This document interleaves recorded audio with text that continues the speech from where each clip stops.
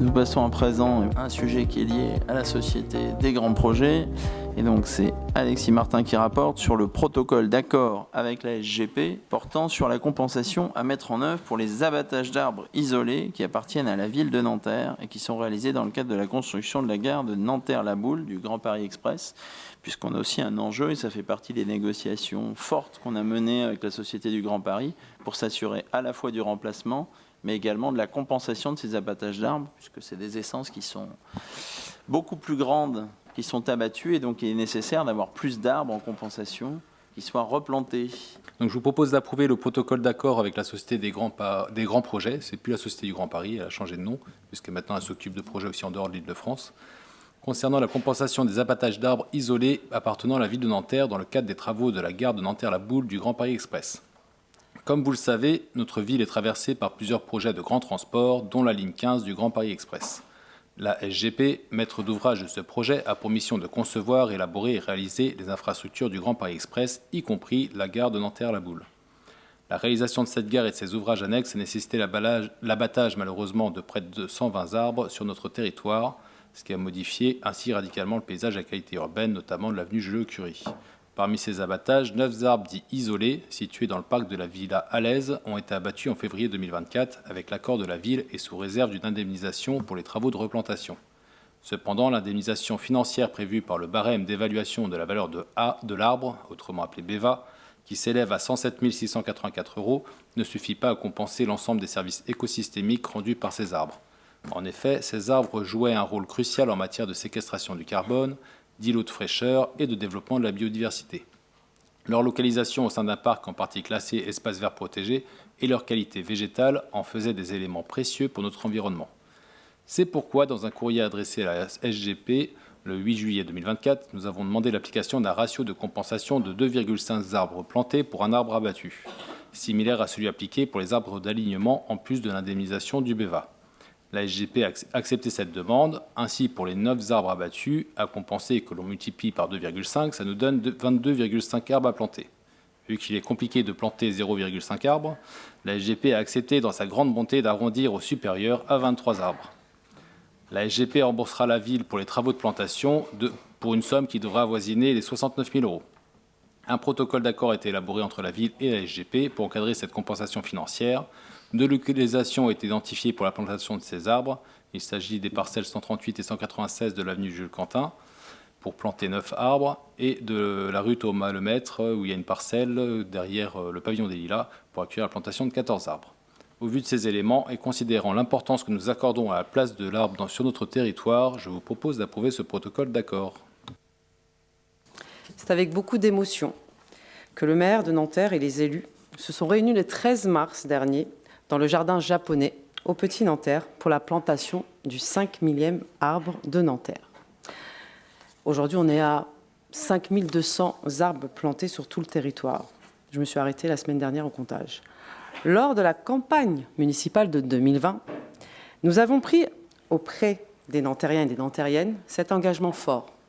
Il est maintenant une réalité. La transition écologique et la renaturation de notre territoire est un combat de tous les jours pour une ville plus verte, plus respirable, plus agréable à vivre. Une ville plus durable. Verdir notre ville, c'est lutter contre le changement climatique qui nous impose de prendre des mesures fortes et concrètes afin de lutter contre les îlots de chaleur. Verdir notre ville, c'est faire face aux étés de plus en plus chauds, aux sécheresses et aux bouleversements climatiques de plus en plus nombreux. Planter des arbres, ce n'est pas faire de la communication. Avec l'ensemble de l'équipe municipale, nous avons pris nos responsabilités et nous avons lancé des actions concrètes. Chacune de ces actions a pour objectif d'offrir des espaces verts de qualité dans tous les quartiers de Nanterre. Cela a permis la création d'îlots de fraîcheur, de restaurer la biodiversité et d'améliorer le cadre de vie de toutes et tous. L'écologie populaire, c'est bien ça. Soucieux de l'héritage que nous laisserons aux générations futures, un important travail de replantation a été mené avec l'ensemble de la majorité municipale depuis plusieurs années. Lors de la saison 2022-2023, ce sont 56 arbres qui ont été plantés, principalement sur l'espace public. Au cours de la saison 2024, ce sont 48 arbres qui ont été plantés dans nos équipements municipaux. Et nous poursuivons le travail lancé sur les saisons 2025 et 2026. Néanmoins, les évolutions climatiques, les événements météorologiques, l'âge et l'état de santé de certains arbres, ainsi que la réalisation de travaux, ont nécessité l'abattage d'un certain nombre d'arbres. Face à ces difficultés, nous avions mis tout en œuvre pour que chacun des arbres abattus soit replanté. C'est le sens de la délibération que mon collègue vient de vous présenter. Et c'est dans cette optique que les services de la ville travaillent quotidiennement et avec une méthodologie afin de renforcer la place de la nature et de la biodiversité dans notre ville. Chacune et chacun d'entre nous a un rôle déterminant à jouer dans cette dynamique.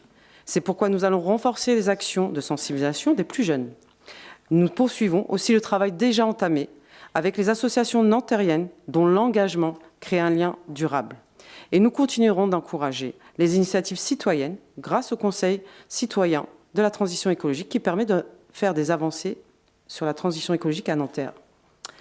Par ailleurs, le développement d'infrastructures attendues par les Nantériens et les Nantériennes, telles que le Grand Paris Express, doit être strictement encadré pour ne pas porter préjudice à nos efforts et engagements en matière de transition écologique. C'est tout le sens de ce protocole de compensation que nous adoptons ce soir, 2 semaines après avoir planté le 5e 1000 arbres au Petit Nanterre. Outre les mesures compensatrices convenues, ayant fait l'objet de longues négociations, il y a eu une vraie confrontation à la Société des grands projets pour minimiser les abattages à ce qui est strictement indispensable. Il nous appartient néanmoins de nous assurer que la SGP maintienne et renforce sa communication et sa concertation avec les Nantériens et les Nantériennes. Les services de l'environnement et les élus impactés y sont attachés.